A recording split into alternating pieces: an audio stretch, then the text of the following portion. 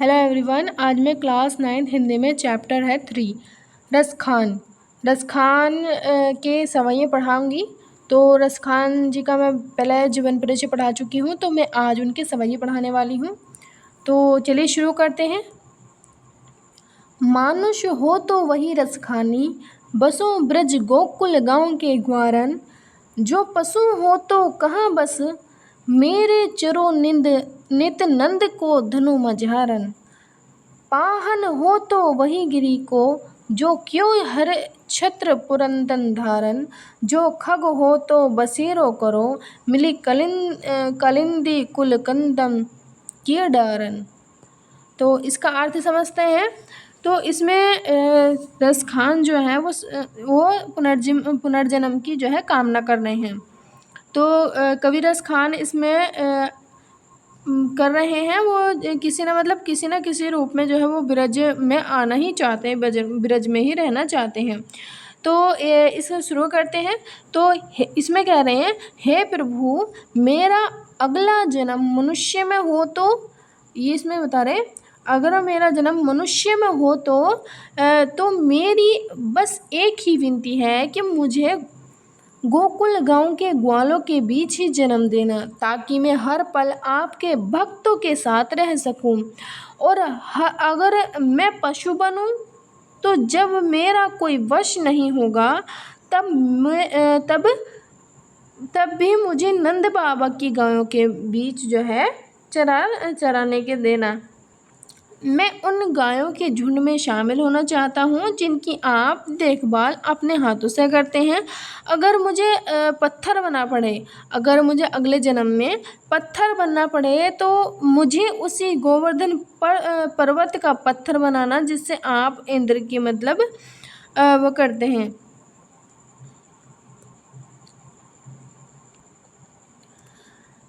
इंद्र की प्रकोप से ब्रजवासियों को बचाने के लिए छाते की तरह अपनी उंगली पर उठा लिया था ना। और हे भगवान, यदि मैं पक्षी बनूं तो मुझे यमुना कालिंदी, ये यहाँ पर दिया हुआ ना कालिंदी, यमुना नदी के किनारे लगे कदम्ब के वृक्षों की डालियों पर बसेरा देना, ताकि मैं उस जगह को निहार सकूं जहां आप मुरली बजाया करते हैं, जहां आप मुरली बजाते हैं। अगर हम संक्षेप में बात करें तो रसखान हर योनि में, हर हाल में केवल ब्रज भूमि और कृष्ण से जुड़ी चीज़ों के करीब ही रहने की कामना कर रहे हैं। तो अगला पद देखते हैं। या लकुटी अरु कमरिया, पर राज तीहु पुर को तरी डारो। आठों सिद्धि नवो निधि के, सुख नंद की गाई चराई बिसारो। रसखान कबो इन आखिन सो, ब्रज के बन बाग तड़ाग निहारो। कोटिक एक कल धोत के धाम, करील के कुंजन उपरवारो।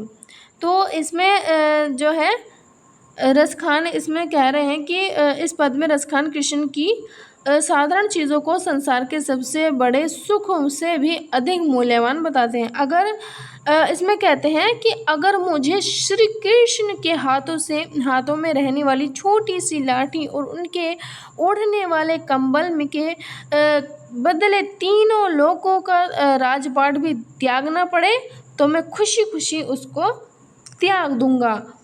ये वस्तुएं मेरे लिए राज सिंहासन से भी अधिक प्रिय हैं।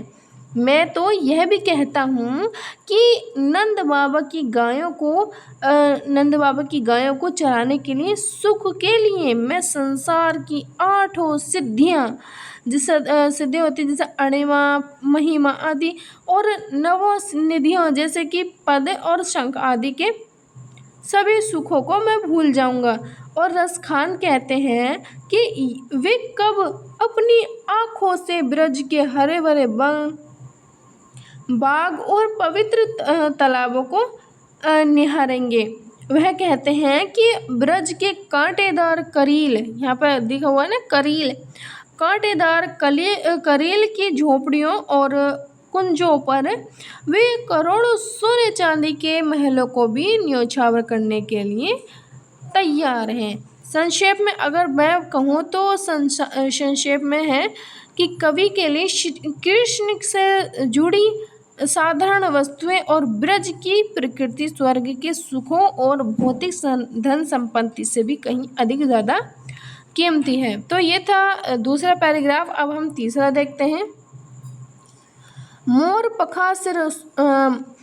पखा सिर ऊपर राखी हो, गुंज की माल रे पहिरोंगी, ओढ़ी पीताम्बर ले लकूटी, बन गोधन ग्वारनी संग फिरोंगी, भव तो वो ही मेरी रस खानी, सो तेरे कहे सब स्वांग करोंगी, या मुरलीधर की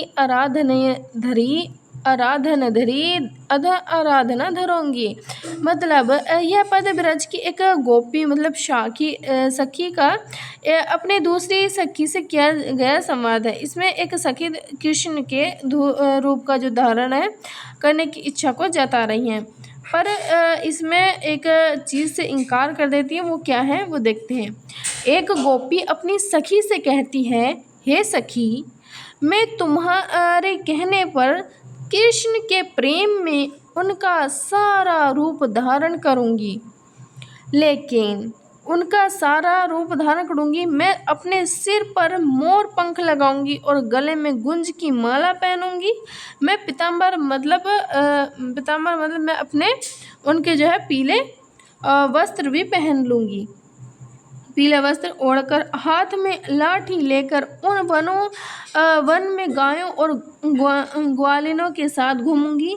तुम्हारे कहने पर, केवल तुम्हारे कहने पर, जो भी रसखान मतलब श्री कृष्ण को प्रिय होगा वह सारा स्वांग मतलब नकल, सारी नकल मैं उनकी करूँगी। लेकिन वह तुरंत अपनी शर्त जोड़ती हैं कि वो जो है मुरलीधर मतलब कृष्ण की जो बांसुरी उनके हाथों पर रखी रहती है उसे मैं अपने होठों पर जो है कभी नहीं लगाऊंगी। संक्षेप में कहूँ तो गोपी कृष्ण की हर चीज़ को अपनाना चाहती हैं पर मुरली को नहीं, क्योंकि वह मुरली को सौतन मानती हैं जो हर पल कृष्ण के होठों पर लगी रहती है और उनका ध्यान बांटती है। और ये था तो उसका तीसरा पद। अब हम देखते हैं चौथा पद में क्या कहा है। तो कननी दे अंगूरी रही बो, जहीं मुरली धुन मंद बजे हैं, मोही तनन सो रस खानी, आटा चढ़ी गोदन गहे तो गेहे, तेरी